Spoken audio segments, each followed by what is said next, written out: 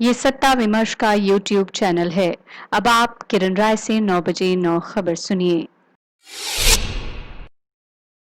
मशहूर शायर राहत इंदौरी नहीं रहे। वे 70 साल के थे। उन्हें निमोनिया होने के बाद अस्पताल में भर्ती किया गया था। बाद में वो कोरोना पॉजिटिव हो गए। मध्य प्रदेश के इंदौर में 1 जनवरी 1950 को जन्मे राहत इंदौरी ने मंगलवार सुबह खुद ट्वीट कर ये जानकारी दी थी। शाम ढलते ही 5 बजे के करीब उन्हें कार्डियक अरेस्ट आया और फिर उन्हें नहीं बचाया जा सका। उन्हीं के शेर की इन 2 पंक्तियों से राहत इंदौरी साहब को शत शत नमन। 2 गज सही ये मेरी मिल्कियत तो है, ऐ मौत तूने मुझे जमींदार कर दिया। ब्रिजभूमि वृंदावन के इस्कॉन मंदिर में मंगलवार को 22 लोगों के एक साथ कोरोना पॉजिटिव आने के बाद मंदिर परिसर को पूरी तरह से सील कर दिया गया है। अब मंदिरों में बिना भक्तों के ही कान्हा के जन्मोत्सव की तैयारियां चल रही हैं। देवालयों के दरवाजे करीब 5 माह से दर्शनार्थियों के लिए बंद हैं।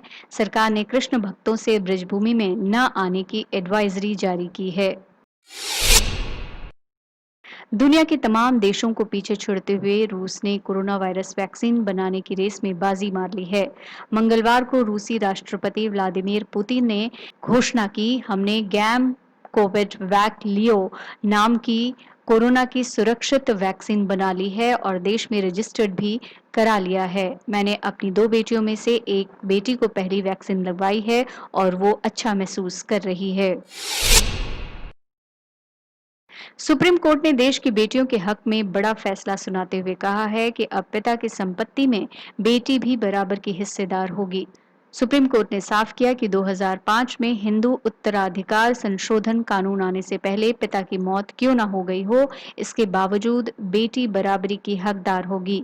2005 में संसद ने हिंदू उत्तराधिकार अधिनियम 1956 की धारा 6 में संशोधन कर बेटियों को भी एक बेटे के साथ एक सहदायक यानी कोपार्टनर के रूप में मान्यता दी थी। प्रधानमंत्री नरेंद्र मोदी ने मंगलवार को कोरोना की स्थिति पर महाराष्ट्र, पश्चिम बंगाल, उत्तर प्रदेश, तेलंगाना, आंध्र प्रदेश, बिहार, गुजरात, पंजाब, तमिलनाडु और कर्नाटक के मुख्यमंत्रियों से बात की। इस दौरान मोदी ने एक्सपर्ट की राय साझा करते हुए कहा कि 72 घंटे में संक्रमित व्यक्ति के आसपास वालों की भी टेस्टिंग हो जाए तो हम ज्यादा मामलों वाले इन 10 राज्यों की स्थिति को पलट सकते हैं। पूर्व राष्ट्रपति प्रणब मुखर्जी की हालत गंभीर बनी हुई है। दिल्ली के आर्मी हॉस्पिटल में ब्रेन के क्लॉट को हटाने के लिए की गई ब्रेन सर्जरी के बाद से वो वेंटिलेटर सपोर्ट पर हैं। आर्मी के आरआर हॉस्पिटल द्वारा मंगलवार को जारी हेल्थ बुलेटिन में ये जानकारी दी गई है। सर्जरी से पहले 84 साल के मुखर्जी का कोरोना टेस्ट भी पॉजिटिव आया था। राजस्थान की सियासी उठापटक 32 दिन बाद खत्म हो गई है। मंगलवार को सचिन पायलट जयपुर लौट आए। जयपुर स्थित अपने आवास पर मीडिया से बातचीत में सचिन ने कहा, हमारा एक भी एक्शन पार्टी के खिलाफ नहीं रहा। हम पर तमाम आरोप लगे, अफवाहें फैलाई गईं। सुनकर दुख और आश्चर्य हुआ, इसके बावजूद मैं घूंट पीकर रह गया। भाजपा सांसद अनंत कुमार हेगड़े ने एक बार फिर विवादित बयान दिया है। कर्नाटक के कुमटा में एक कार्यक्रम में हेगड़े ने कहा कि बीएसएनएल का पूरा सिस्टम गद्दारों से भरा पड़ा है। यहां के कर्मचारी संकट में घिरी कंपनी के विकास के लिए काम नहीं करना चाहते हैं। सरकार बीएसएनएल का निजीकरण करेगी, इसके लिए 88,000 कर्मचारियों को नौकरी से निकाला जाएगा।